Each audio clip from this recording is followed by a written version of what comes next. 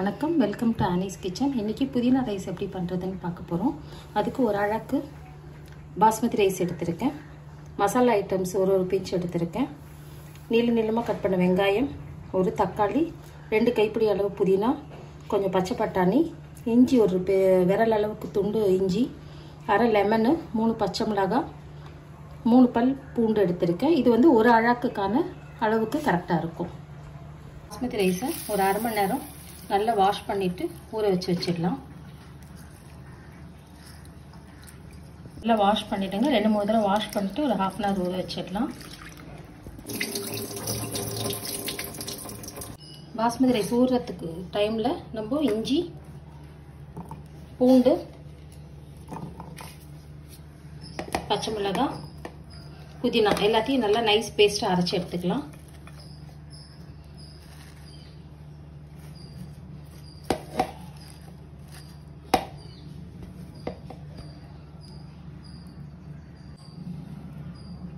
கொஞ்சமாக ஒரு 1/4 டம்ளர் தண்ணி சேர்த்துக்கோங்க. இப்போ மிக்சியில் நைஸ் பேஸ்ட்டாக அரைச்சி எடுத்துக்கலாம். இப்போ நல்லா ஃபைன் பேஸ்ட்டாக அரைச்சிட்டோம். இது கூட அரை மூடி லெமன் பிழிஞ்சிடுங்க. அப்போ தான் இந்த கலர் மாறாமல் இருக்கும். அதுக்காக தான் லெமன் பிழியறது. இந்த க்ரீன் கலர் அப்படியே மெயின்டைன் ஆகும்.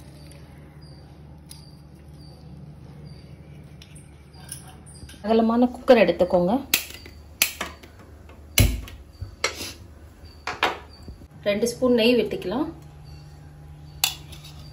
2 ஸ்பூன் ரீஃபண்ட் ஆயில் ஊற்றிக்கலாம். நீங்கள் என்ன யூஸ் பண்ணுறீங்களோ அந்த ஆயில் யூஸ் பண்ணிக்கோங்க. நல்லா காஞ்சதும் இந்த மசாலா ஐட்டம் எல்லாம் சேர்த்துடலாம். நல்லா கொஞ்சம் பொரிஞ்சதுக்கப்புறமா அரைச்சி வச்சிருக்கிற இந்த பேஸ்ட்டை மிக்ஸ் பண்ணிக்கலாம். நல்லா பச்சை வாசனை போகிற வரைக்கும் நல்லா வதக்கிக்கோங்க.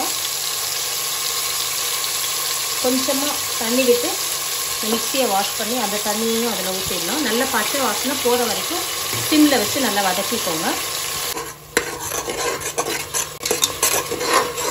அந்த புதினாவோட அந்த பச்சை ஸ்மெல் நல்லா போயிட்டு லைட்டாக எண்ணெய் பிரிஞ்சு வர்ற பதத்துக்கு வரும். அந்த டைமில் நம்ம வெங்காயம் சேர்த்துக்கலாம். இந்த மாதிரி நல்லா எண்ணெய் பிரிஞ்சு வரணும். வந்த உடனேயே வெங்காயம், பட்டாணி, தக்காளி எல்லாத்தையும் ஒன்றாவே சேர்த்துடலாம். சேர்த்து நல்லா சிம்லேயே வச்சு வதக்குங்க.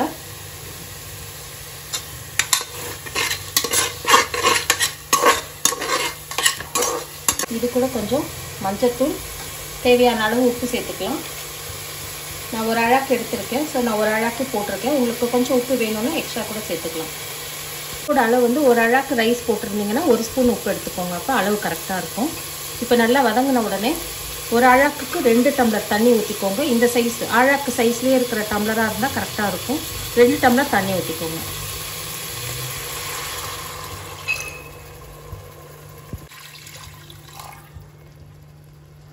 அடுப்பை நல்லா ஃபுல் ஃப்ளேமில் வச்சுட்டு நல்லா தண்ணி கொதிக்கட்டும். கொதித்த உடனே அரிசியை சேர்த்துடலாம்.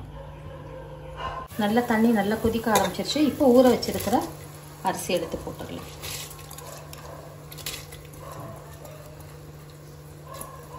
பத்து நிமிஷத்தில் பண்ணிடலாம். இந்த ரைஸு லஞ்ச் பாக்ஸுக்கு ரொம்ப ஈஸியாக இருக்கும். இப்போ இதை குக்கர் போட்டு மூடிட்டு 3லேருந்து 4 விசில் கொடுத்து ஆஃப் பண்ணிடலாம்.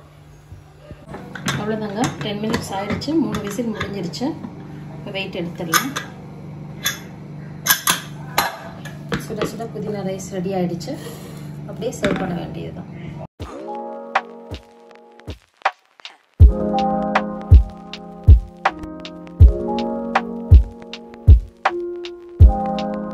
அதாங்க 10 மினிட்ஸில் புதினா ரைஸ் சூப்பராக ரெடி ஆயிடுச்சு.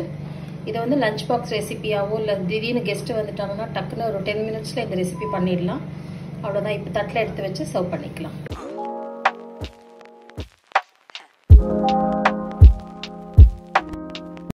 நம்ம ரைத்தா வச்சுக்கலாம். இல்லை உருளைக்கிழங்கு ஃப்ரை கூட இதுக்கு சூப்பரான காம்பினேஷனாக இருக்கும்.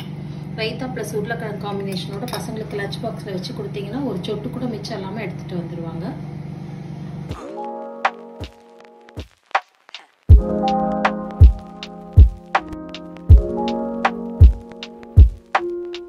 Thank you for watching. இந்த வீடியோ பிடிச்சிருந்ததுன்னா லைக் பண்ணுங்க, கமெண்ட் பண்ணுங்க, சப்ஸ்கிரைப் பண்ணுங்க.